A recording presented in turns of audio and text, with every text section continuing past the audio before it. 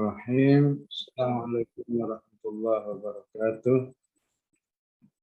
Alhamdulillah wassalatu wassalamu ala Rasulillah wa ala alihi wa sahbihi wa mawala.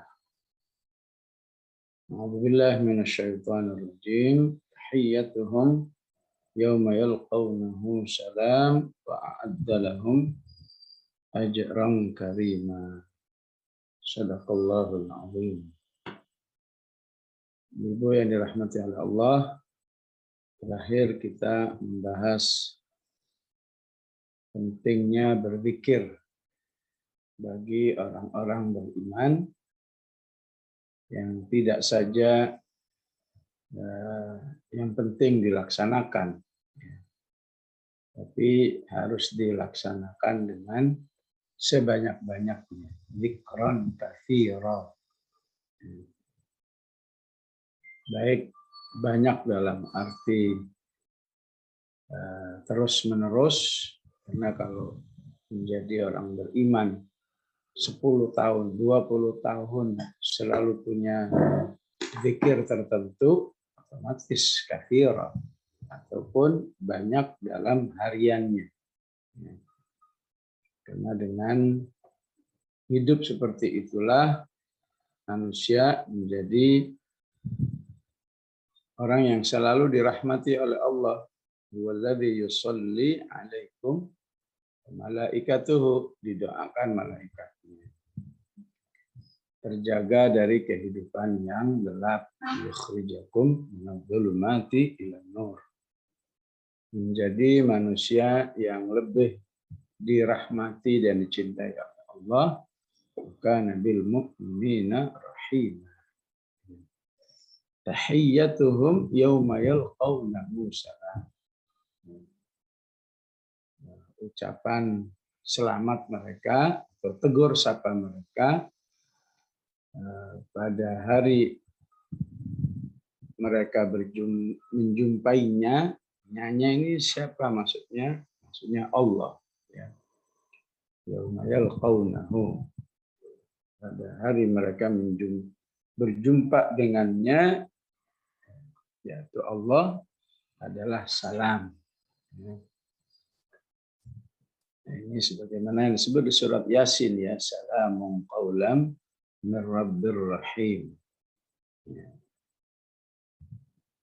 Itu secara ibrah, ya, kehidupan orang-orang beriman yang selalu berpikir itu akan tercipta sebuah ukhuwah yang selalu saling memberi salam satu dengan mereka. Sehingga dalam hadis dikatakan, berilah salam kepada orang beriman, man ta'rifuhu wa man la ta'rif, baik kau kenal maupun tidak kau kenal. Sebagian mufassir yang lain, yalqaunahu, hunya itu adalah hari kiamat. Pada hari kiamat pun orang-orang beriman itu karena sudah merasakan kebahagiaan antar mereka, sehingga mereka saling tegur sapa dengan salam. Ya, bukankah dalam Al-Quran itu wajah orang beriman diungkapkan dengan variatif, ya. Ada dengan wajah wujuhu yauma idzin na'imah.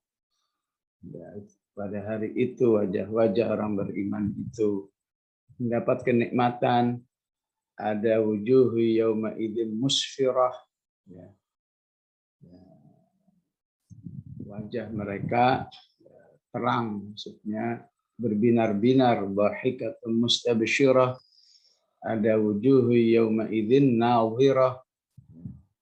Ada wa ammal ladzina biyaddat wujuhuhum fa fi rahmatillah. Ya. Maka variasi penjelasan wajah orang-orang beriman, ya, di dalam Al-Quran itu secara umum adalah wajah-wajah mereka saat di hari kiamat. sesinya berbeda-beda. Pada ayat wujuhu yauma idzin nadhirah, wujuhu yauma idzin na'imah, itu saat mereka sudah di surga. Saat musfirah, saat wa ammal ladzina biyaddat wujuhum fa fi rahmatillah, itu wajah orang-orang beriman menjelang ataupun dalam proses masuk surga. Ya. Jadi dalam proses masuk surga pun orang-orang beriman itu sudah tegur sapa satu dengan yang lain dengan salam. Tahiyyatuhum yauma yalqawnahu salam. Dan salam itu berarti doa. Doa keselamatan bagi saudaranya. Sehingga sudah seharusnya di dalam hati orang beriman tidak mengecilkan makna salam. Karena dia berarti doa, maka Allah hanya membolehkan disampaikan kepada orang beriman saja. Enggak boleh salam kepada orang yang tidak beriman. Selain itu, wa'adda lahum ajran karima. Bagi orang-orang senantiasa berzikir, Allah akan menyediakan pahala yang mulia. Jadi setiap zikir yang kita baca akan membawa kemuliaan. Jadi tidak tanggung-tanggung pentingnya zikir saat Rasulullah Shallallahu Alaihi Wasallam Mi'raj bertemu dengan Nabiullah Ibrahim alaihissalam, baligh ala ummatika minnis salam. Sampaikan kepada umatku salam dariku. Ibrahim aja kirim salam kepada kita semua. Maka sebagai balasannya kita sering bersalawat Ibrahimiyah. Allahumma shalli ala Muhammad wa ala ali Muhammad kama shallaita ala Ibrahim wa ala ali Ibrahim. Jadi bersalawat kepada Rasulullah atas perintah Al-Quran, bersalawat kepada Nabi Ibrahim karena rekomendasi hadis Rasulullah Sallallahu Alaihi Wasallam. Nabi Ibrahim mengingatkan, sampaikan kepada umatku bahwa surga ini sangat indah, ya, tanahnya begitu subur, doha ardun thayyibah, ya. Suruh mereka sering-sering membaca Subhanallah, Alhamdulillah, wa la ilaha illallah, wallahu akbar. Begitulah pesan Nabi Ibrahim alaihissalam agar umat Muhammad yang merupakan umat daripada Rasulullah sebagai cucu beliau, sebagai seorang kakek otomatis mencintai cucu-cucunya ya, sebagai umat, sehingga pesannya sampaikan salam dan suruh banyak berzikir. Ya, terutama zikir-zikir yang umumnya orang nggak nyadar bahwa di situ perlu berzikir. Apakah saat hujan, apakah saat terbangun dari tidur. Bangun dari tidur itu ya, apa istilahnya, mendusin kata orang Betawi, atau melilir ya, kata orang Jawa ya. Itu Rasulullah ada zikirnya di saat mulut kita mungkin agak rapat ya, juga terbangun dari tidur, maka Rasulullah mengajarkan zikirnya la ilaha illallah wahdahu la syarikalah lahul mulku wa lahul hamdu wa huwa ala kulli syai'in qadir. Walhamdulillah subhanallah wa la ilaha illallah wallahu akbar wa la haula wa la quwwata illa billah. Setelah itu berdoa, Allahumma ghfirli. Silakan mau ditambahkan doa yang lain, Rabbana la tuzigh qulubana, Rabbana hab lana. Ya ini kalau secara akal sempat-sempatnya ya bangun tidur ya disuruh zikir ya. Tapi jiwa yang senantiasa tersatukan dengan Allah, insya Allah tidak akan menyia-nyiakan saat-saat yang diperintahkan oleh Rasulullah untuk berzikir. Ya. Rasulullah menjelaskan, ya, siapa yang terbangun dari tidurnya, ya, biasanya orang kalau terbangun, SOP-nya apa? Lihat jam. Sekarang ada HP, lihat HP. Ya. Ke kamar mandi, ya. Itu pasti dilakukan ya. Tinggal zikirnya, ya. Zikir saat terbangun. Kalau bangun kan alhamdulillahilladzi ahyana ba'da ma amatana, terbangun lain lagi. Siapa yang terbangun kemudian berzikir, zikir yang disampaikan oleh Rasulullah, maka Allah menetapkan saat itu manusia sebagai mustajabud dakwah. Jadi orang yang doanya dikabulkan. Doa untuk dirinya, doa untuk keluarganya, doa untuk umat Islam dan seluruhnya. Begitu juga variasi-variasi doa. Ya. Doa safar itu sangat beragam. Ya.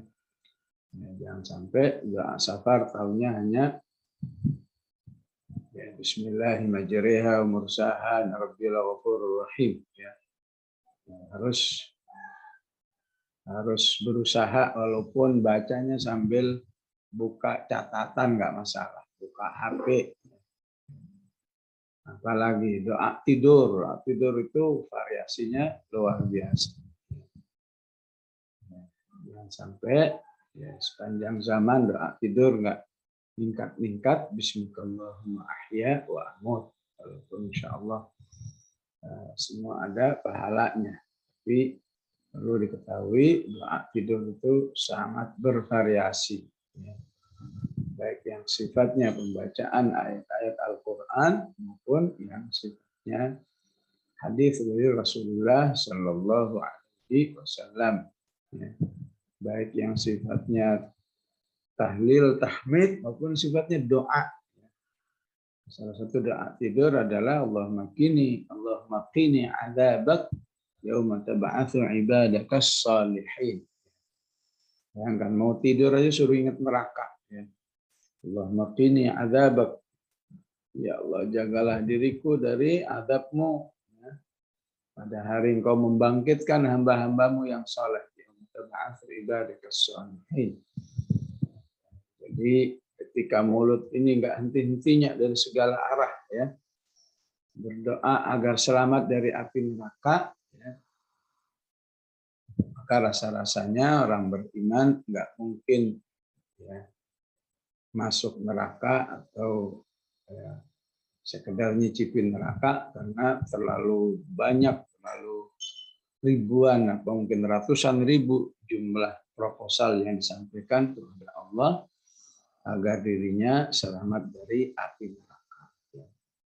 Ba'da sholat ada zikir anti neraka, Allahumma ajirni minan nar.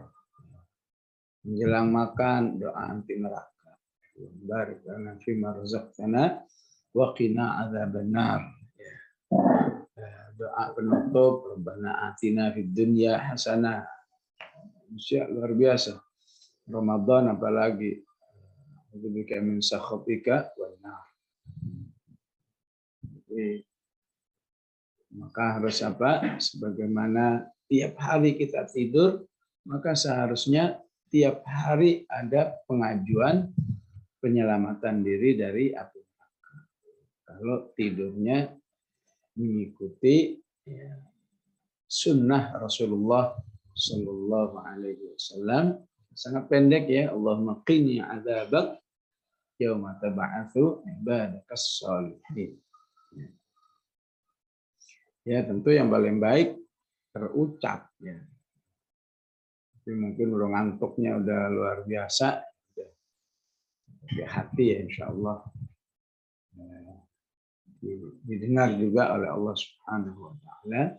Innahu alimun bidatis sudur. Tapi juga jangan dijadikan itu sebagai satu zikir yang sesuai dengan SOP. SOP aslinya itu adalah bil lisan. Bil qalb itu dalam kondisi-kondisi darurat saja, lagi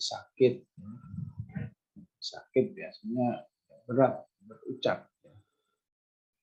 Insya Allah dengan hati Allah Subhanahu Wa Taala akan menerimanya. Ayat 45 adalah tentang Rasulullah. Ya ayyuhan nabiyyu inna arsalnaka syahidan wa mubasysyiran wa nadhira. Dan kalau kita perhatikan kata ya ayyuhan nabiyyu di ayat ini adalah ayat yang ketiga. Yang kedua yang mana? 28 ya ayyuhan nabiyyu qul li azwajika. Yang pertama yang mana? Ya, di ayat pertama ya ayyuhan nabiyyu taqillah. Maka para ulama mengatakan ya, bahwa sekelas Rasulullah Shallallahu Alaihi Wasallam mendapat 3 tarbiyah di surat Al-Ahzab ini. Ya. Sebagian ulama mengistilahkan tarbiyah fardiyah ya, atau tarbiyah syakhsiyah islamiyah. Ya. Yaitu di ayat pertama ya ayyuhan nabiyyu taqillah. Pesan takwa dan jangan mengikuti jejak orang-orang kafir dan munafikin. Ini merupakan tarbiyah, apakah tarbiyah kepribadiannya agar bertakwa, agar memiliki al-wala dan al-bara, loyal dan anti loyal. Di ayat 28 ya ayyuhan nabiyyu itu kaitannya dengan tarbiyah ailiyah, tarbiyah kerumah tanggaan. Subhanallah, sekelas Rasulullah Shallallahu Alaihi Wasallam saja dibina oleh Allah dengan tarbiyah ailiyah, tarbiyah kerumah tanggaan. Apalagi sekelas kita. Mungkin nggak berhenti seharusnya tarbiyah ailiyah. Dan penting tarbiyah ailiyah yang sumbernya dari Al-Quran dan Sunnah. Tidak ada masalah, bagus. Kadang-kadang tarbiyah ailiyahnya lebih kepada retorika, lebih kepada pengalaman, lebih kepada psikolog. Ya. Tarbiyah ailiyah yang sifatnya katakan solutif ya. Ya, kalau suami begini gimana, kalau istri begini gimana solusinya. Ya, sering kita dengar tarbiyah ailiyah ya, berkisar kepada ya, ilmu waqi', ya, ilmu realita. Maka penting jangan sampai meninggalkan tarbiyah ailiyah yang sumbernya dari Al-Quran dan Sunnah Rasulullah Sallallahu Alaihi Wasallam. Akan saya yakin kalau tarbiyah ailiyah itu betul-betul dari Quran dan Sunnah, insya Allah ya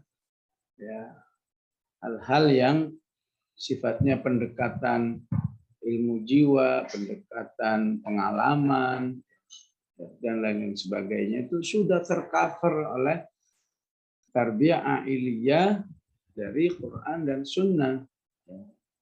Tapi kalau tidak, insya Allah lebih menguatkan. Dan yang terpenting lagi, terhindar dari hal-hal yang tidak diinginkan oleh tarbiyah ailiyah, ya, dalam Al-Quran. Ya. Misalnya tarbiyah ailiyah dalam Al-Quran tidak membahas tentang katakan hubungan suami istri kecuali dengan bahasa-bahasa kiasan yang sangat halus sekali, ya.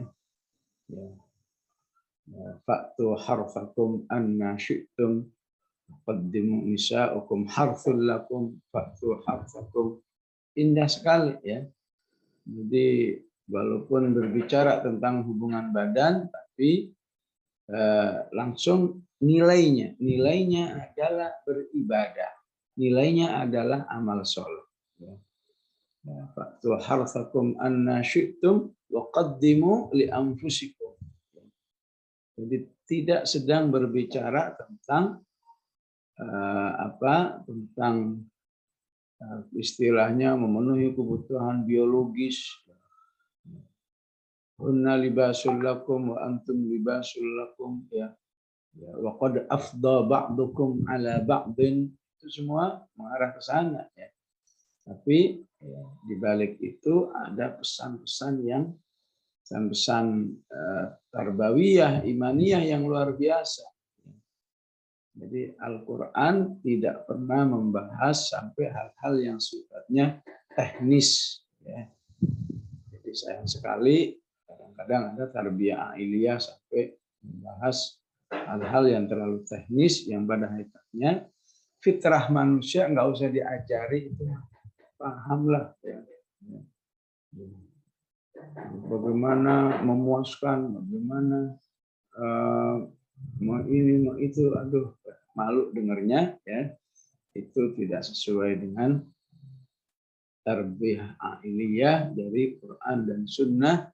Oleh karena itu insya Allah siapa saja yang membahas ayat-ayat tarbiyah ailiyah, insya Allah lebih cerdas, ya, pola pikirnya, ya, di dalam memahami dinamika kehidupan kerumah tangga. Hadis pun juga begitu. Betapapun hadisnya bicara masalah hubungan badan, bahasanya pahala. Wa fi bud'i ahadikum shadaqah. Dia nggak bicara masalah teknis dan lain sebagainya. Bahwa di balik itu ada pahala di sisi Allah. Di balik itu ada komitmen dengan apa yang dihalalkan oleh Allah dan jauh dari apa yang diharamkan oleh Allah. Jadi pertama apa? Ya ayuhan nabi, pertama tarbiyah fardiyah, tarbiyah personalnya, kedua tarbiyah ailiyah, ketiga tarbiyah da'awiyah. Tarbiyah yang menjadi pembahasan kita 45 adalah tarbiyah da'awiyah, bahwa Rasulullah pun di tarbiyah dulu agar bisa menjadi manusia yang bekerja untuk mensolehkan umat. Itu hakikat dakwah, ya. Jadi karena realitanya dakwah itu mensolehkan umat, otomatis, ya, pelakunya akan berusaha mensolehkan diri.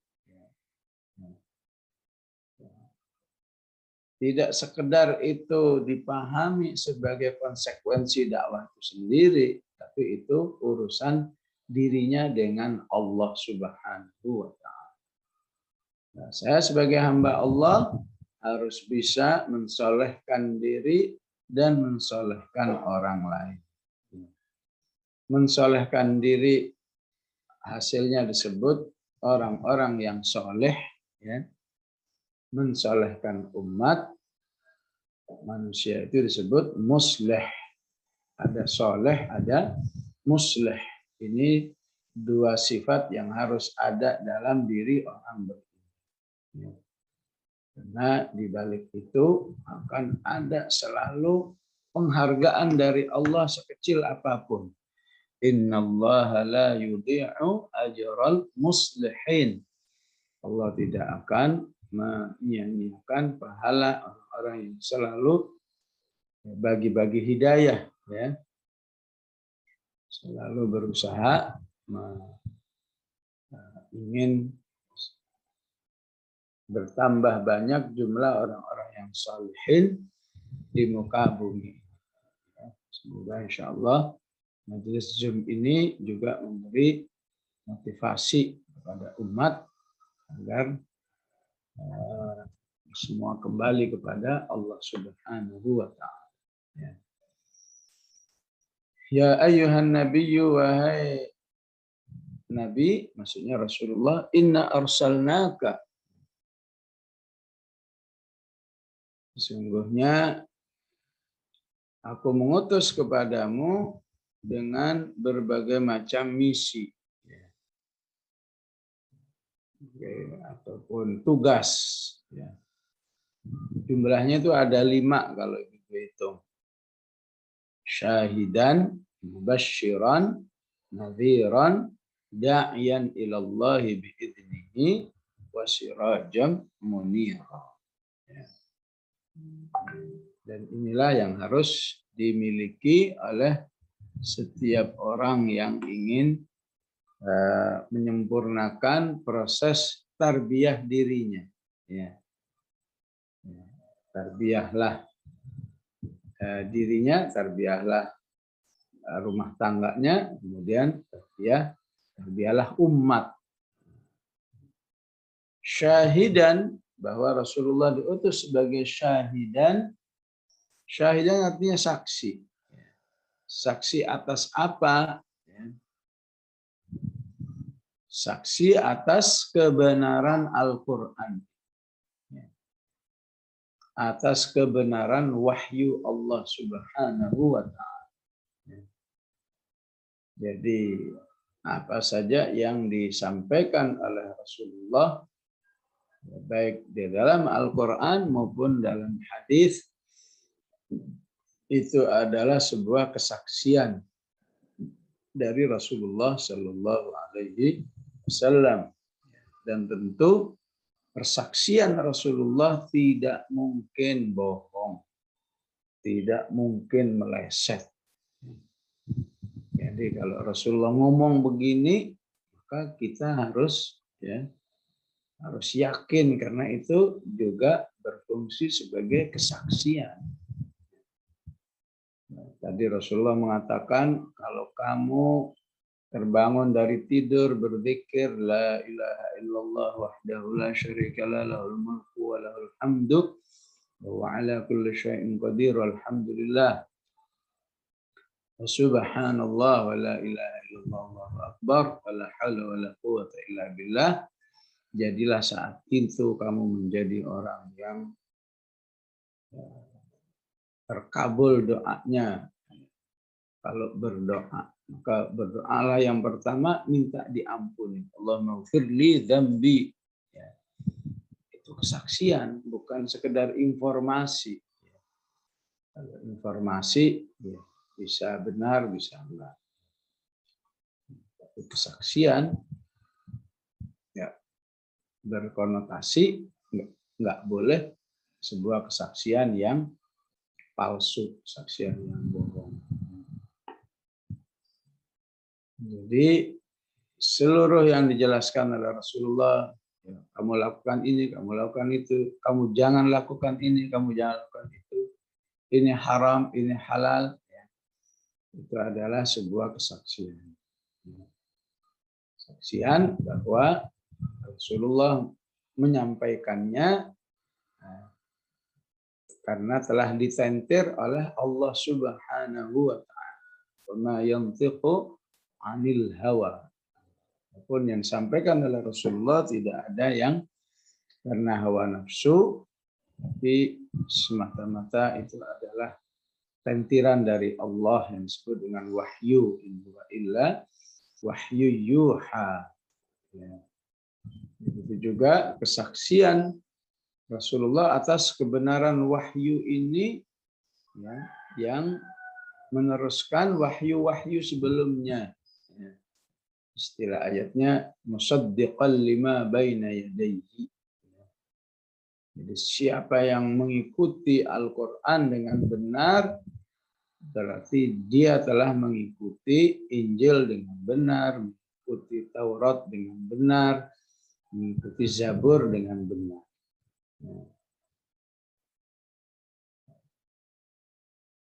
Karena seluruh kitab-kitab Allah bagi orang beriman adalah sebuah akidah yang harus diyakini keberadaannya dan kebenaran. Adapun expire-nya sudah habis, ya.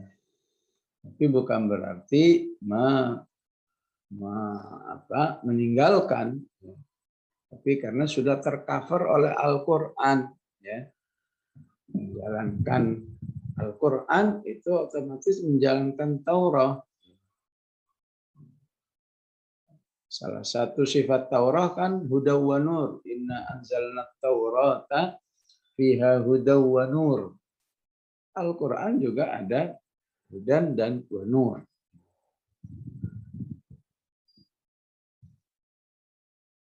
Syahidan yang kedua adalah saksi atas para anbiya di hari kiamat. Bahwa seluruh anbiya akan, istilah di dunia ini, butuh saksi ahli. Siapa yang menjadi saksi bahwa Nabi Nuh, Nabi Ibrahim, Nabi Musa, Nabi Idris telah menyampaikan wahyu Allah. Maka Rasulullah menjelaskan Muhammadun wa ummatuh. Muhammad dan umatnya lah yang akan menjadi saksi. Ini disebutkan di Al-Baqarah, ya, di awal juz kedua, wa kadzalika ja'alnakum ummatan wasatan litakunu syuhada'a. Kita di ayat 45, ya. Al-Ahzab 45.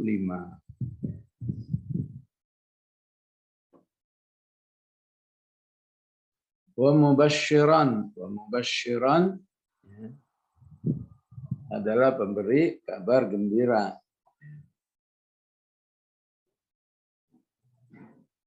Jadi dari kata mubasysyiran, maka apa yang disampaikan oleh Rasulullah baik dari Al-Quran maupun dari hadis harus bisa menghasilkan motivasi, menghasilkan harapan, bahkan menghasilkan kebahagiaan karena dikasih kabar gembira. Maka jangan sampai ayat-ayat yang sifatnya mubasysyiran, ya, atau istilahnya busyra, ya, itu hanya terasa sebagai informasi saja. Kalau kamu bertakwa, ya, kamu akan selesai dari urusan permasalahan dan kamu dapat rezeki. May yattaqillaha yaj'al lahu makhraja wa yarzuqhu min haitsu la yahtasib. Maka bukti bahwa kita menyambut ayat busyra ini, maka kita yakin dan termotivasi untuk bertakwa. Karena di balik takwa itu ada sumber solusi dari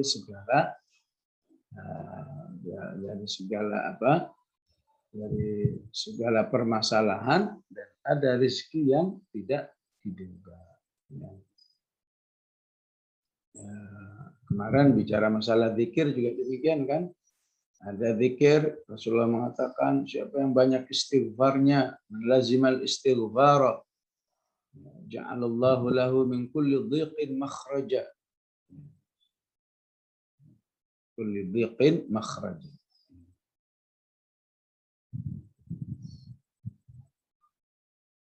Allah akan jadikan solusi atas segala kesulitan. Biqin makhraj. Kulli hammin faraj. Kesedihannya diangkat. Dan diberi rizki. Terutama motivasi untuk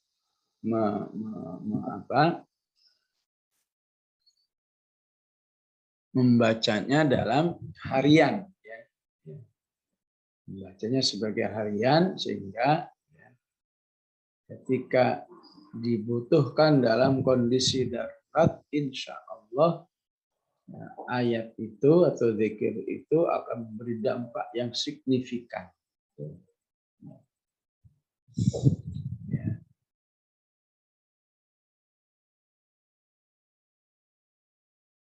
Ada sedikit kisah ya, seorang jurnalis televisi atau saya sebut namanya, di mana saat pandemi ini hampir seluruh keluarganya terpapar dengan keparahan yang berbeda-beda.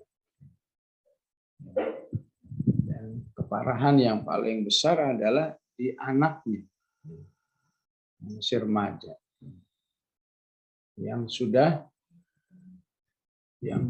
dokter udah angkat tangan. Ininya bermasalah. Kata jurnalis televisi ini, saya jadi ingat dulu pesan ayah saya ya, bahwa membaca akhir Al-Baqarah, ya, lillahi ma fis samawati wa ma fil ardi itu betul ma fi anfusikum, ya. Membaca akhir Al-Baqarah itu bisa menjadi solusi atas permasalahan yang berat. Ya. Ingatnya itu pesan ayahnya, walaupun pesan ayahnya itu bersumber dari Rasulullah Sallallahu Alaihi Wasallam. Rasulullah mengatakan, siapa yang membaca akhir ayat itu kafatahu, Allah akan membackup-nya. Jadi benar di saat-saat semua dokter sudah angkat tangan, dia juga sudah ridha, tapi dia teringat pesan ayahnya itu, akhirnya dia baca ayat ini, ya. Lillahi ma fis samawati wa ma fil ardi wa tubdu ma fi anfusikum sampai ya, wa'fu 'anna waghfir lana warhamna anta maulana fansurna 'alal qaumil kafirin, diulang-ulang ya. Tidak sampai sejam, kemudian dokter ngasih informasi lagi bahwa ternyata anaknya ya, ada perkembangan yang baik. Nah, inilah saya nggak tahu apakah jurnalis ini, ya namanya juga jurnalis ya pasti nggak soleh amat ya. Kok begitu baca ayat ini begitu direspon oleh Allah Subhanahu wa Ta'ala. Ya. Yang saya bacakan, apalagi kalau dibaca oleh orang yang merutinkannya. Insya Allah bacaannya akan lebih memberi solusi insya Allah. Nah, itu namanya mubasyiran. Rasulullah mengatakan, kamu baca ayat kursi, kabar gembiranya apa? Kamu selalu mendapat penjagaan dari Allah. Kamu baca akhir Al-Baqarah, kabar gembiranya apa? Kamu akan selalu di backup hidupmu oleh Allah. Lagi nggak aman diamankan, lagi kekurangan dicukupi, lagi ada masalah dikasih solusi. Itu yang disebut dengan kafatahu. Ya. Kemudian nadhiran. Rasulullah juga sebagai pemberi peringatan. Ya. Peringatan maksudnya apa? Ya, bahwa ajaran Rasulullah Sallallahu Alaihi Wasallam baik Al-Quran maupun Sunnah ya, itu memberi informasi agar manusia terjaga dari yang membahayakan diri. Itulah disebut nadhir. Bahkan yang membahayakan di dunia ini termasuk yang membahayakan di akhirat.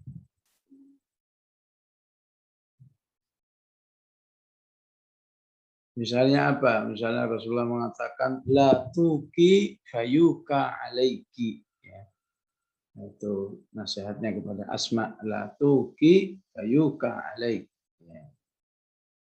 Jangan terlalu bersemangat menabung, nanti rezekimu akan terkunci. Ya. Memang nabung nggak boleh, boleh. Tapi jangan sampai gara-gara semangat nabung, ya, nggak ada sodakohnya, nggak ada infaknya, nggak ada nolong kedua orang tuanya. Pokoknya semua dikhawatirkan kalau uangnya keluar untuk nolong orang lain, ya, berarti duitnya berkurang. Nah, ini pemahaman yang salah. Ya. Nabung ya nabung, infak ya infak. Jadi nabung itu juga punya tujuan menjaga ifah diri, jangan sampai menjadi orang begitu kepepet nggak ada bekalan dalam diri. Jadi jangan nabung yang membuat kamu jadi nggak mau berinfak karena sayang untuk berkurang. Apalagi tabungan yang sudah sampai nisab. Tabungan sampai nisab. Berapa nisabnya? Kurang lebih ya 80 juta lah. Maka menjadi tabungan yang haram jadinya ya. Tabungan yang membahayakan. Karena tabungan yang nyampe nisab tidak dizakati itu akan menjadi azab di sisi Allah. Walladzina yaknizuna dzahaba wal fiddata wa la yunfiqunaha fabashshirhum bi'adzabin alim. Yang nabung sampai nisab enggak dizakatkan, maka berilah kabar dengan azab yang pedih. Nah, itu contoh nadhir.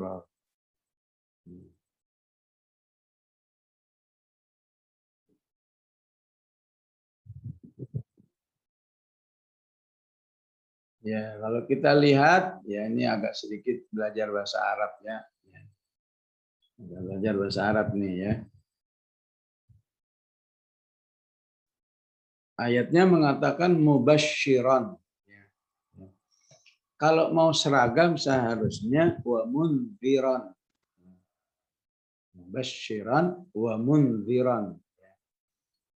Yang nggak paham ya minimal bisa mengambil ibrahnya ya.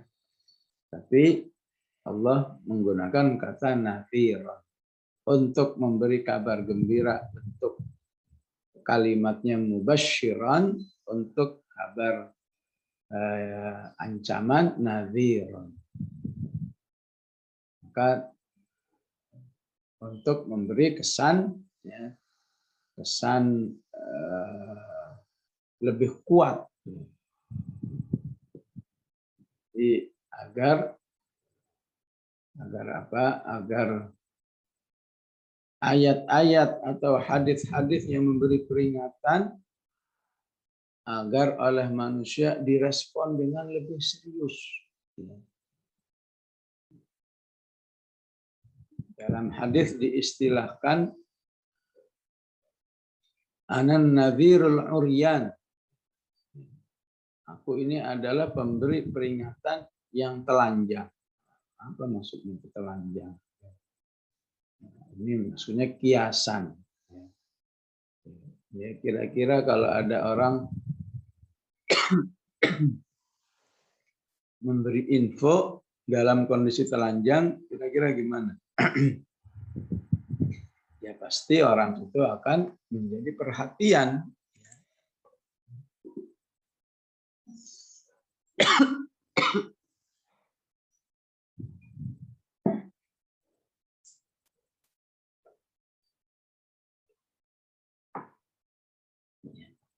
Karena yang beri perhatian kok telanjang nih.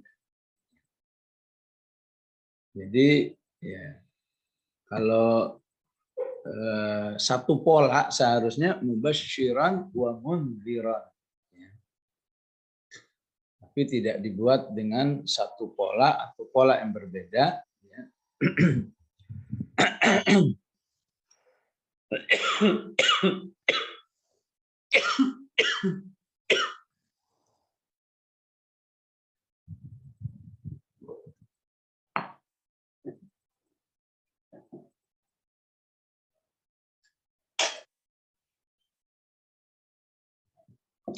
Jadi pola nazir ini agar memberi makna yang lebih serius. Ya. Karena bagaimanapun sesuatu yang membahayakan itu ya lebih apa ya, lebih memiliki dampak yang menyusahkan ya. Ibaratnya ya ibu-ibu, kalau ibu-ibu melakukan perawatan hasilnya ini. Ada yang melakukan, ada yang enggak. Yang melakukan ya bagus, yang enggak melakukan biasa-biasa aja. Tapi kalau yang sifatnya warning, sifatnya peringatan, itu ya, akan lebih bahaya. Misalnya, ibu kalau ibu sering makan ini, dampaknya akan begini begitu. Setelah terlalu sering makan mie instan misalnya, maka dampaknya akan begini, akan begitu. Ya. Nah, tentu itu lebih harus diperhatikan, lebih membuat manusia menjaga diri. Nah, inilah mengapa antara mubasyir dan nadhir di ayat ini memiliki pola berbeda. Jadi normalnya kan mubasyiran wa mundhiran. Mubasyiran wa mundhiran. Tapi Allah memilih kata nadhiran. Baik, wada'iyan ilallahi biidnihi. Menjadi orang ya Rasul diperintahkan oleh Allah harus menjadi orang yang mengajak-ngajak kepada Allah dengan seizinnya. Mengajak kepada Allah ini ya, harus dipahami dengan seluas-luasnya. Jangan dipahami dengan satu pola ya. Disebut da'ian kalau ceramah misalnya. Ini satu pola.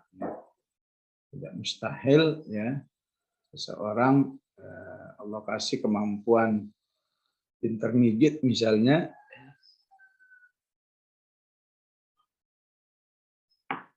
Ya, di sela-sela mijit itu dia ngobrol-ngobrol, obrolannya supaya orang ngaji, supaya orang sholat, supaya orang masuk Islam. Ya. Ya. Jadilah ya dai. Ya. Yang jadi dokter sambil meriksa pasiennya, nanya gimana sholatnya, gimana. Jadilah dia dai. Jadi apa saja, ya. Ibu yang pintar masak, ya, ngajarin masyarakat masak yang praktis, murah, nikmat itu gimana. Jadilah dai. Ilallah, ya, mengajak kepada Allah. Maksudnya apa? Bukan ila nafsihi, bukan berdakwah itu agar orang mengkultuskan dirinya, tapi diserahkan tujuan utamanya agar manusia itu tunduk kepada Allah Subhanahu wa Ta'ala.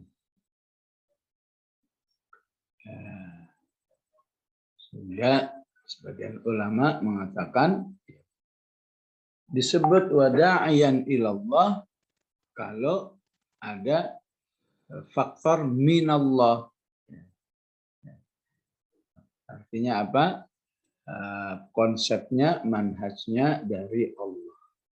Bukan ngarang-ngarang sendiri. agar bisa ilallah.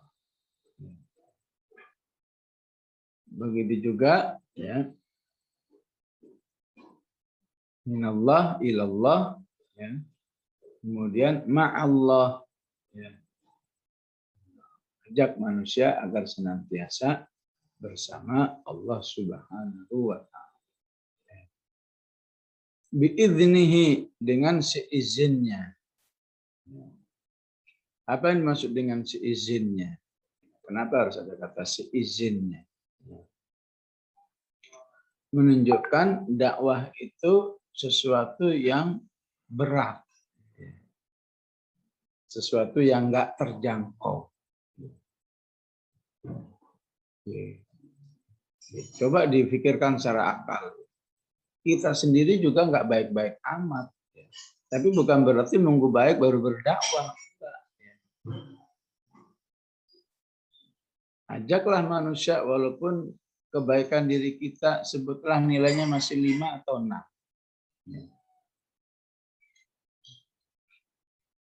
Kita juga nggak alim-alim amat, tapi tidak boleh nunggu harus alim, harus wah udah sealim siapa misalnya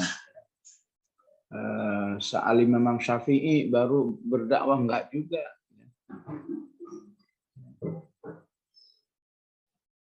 Tapi dalam kondisi ilmu yang sedikit pun Allah menyuruh berdoa. Orang menyuruh berdakwah. Khairukum man ta'allamal Qur'ana wa 'allama. Kalian yang belajar dan mengajar. Jadi apa istilahnya, selalu hidup dalam mengambil dan memberi, take and give.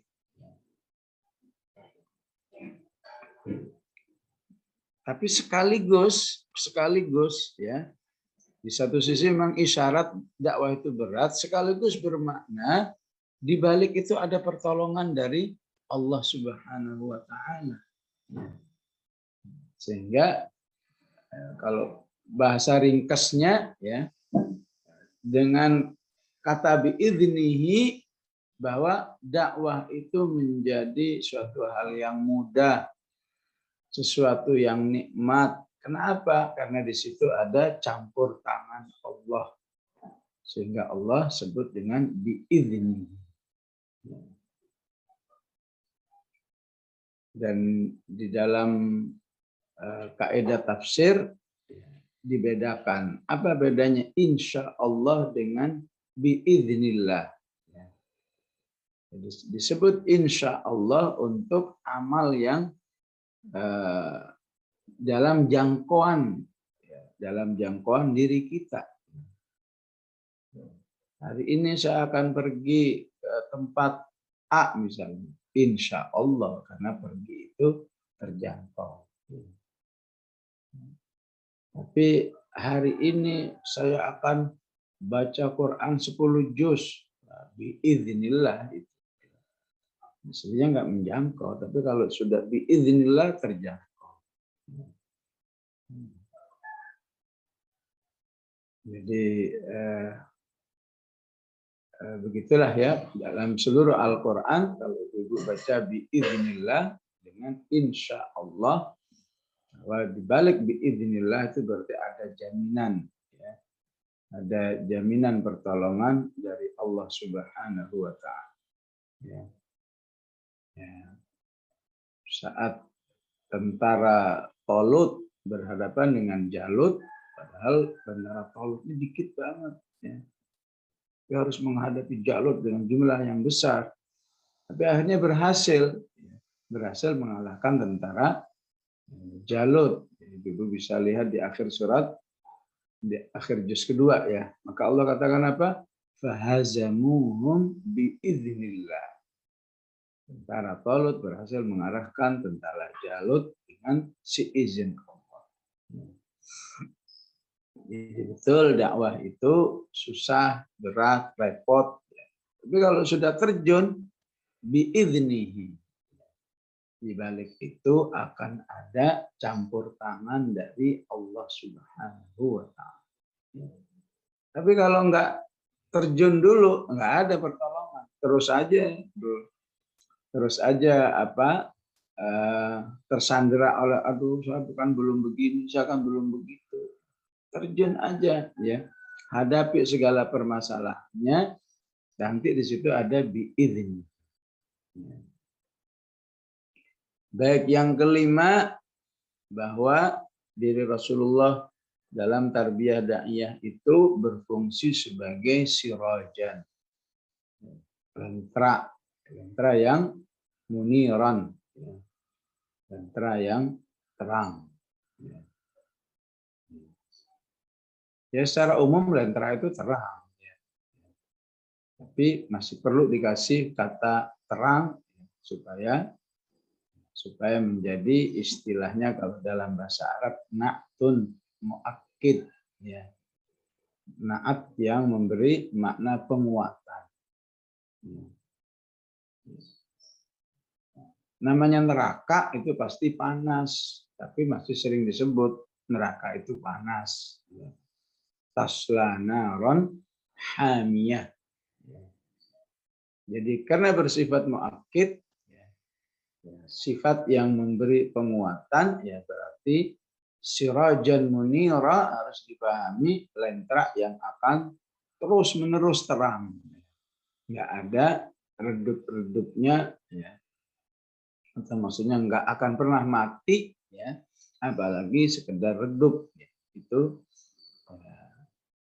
akan terjaga fungsi memberi cahaya kepada umat dengan dakwah itu, sirajan munira. Maka ini harus difahami bahwa setiap ajaran Rasulullah Sallallahu Alaihi Wasallam berarti membawa sebuah suasana cahaya, suasana terang dalam hidup kita. Ya. Ketika orang itu bangun malam, yang nyuruh bangun malam Allah dan Rasul, berarti hidupnya sirajan munira. Setelah itu sholat subuh sirajan munira. Setelah itu berzikir, berarti hidupnya sirajan munira.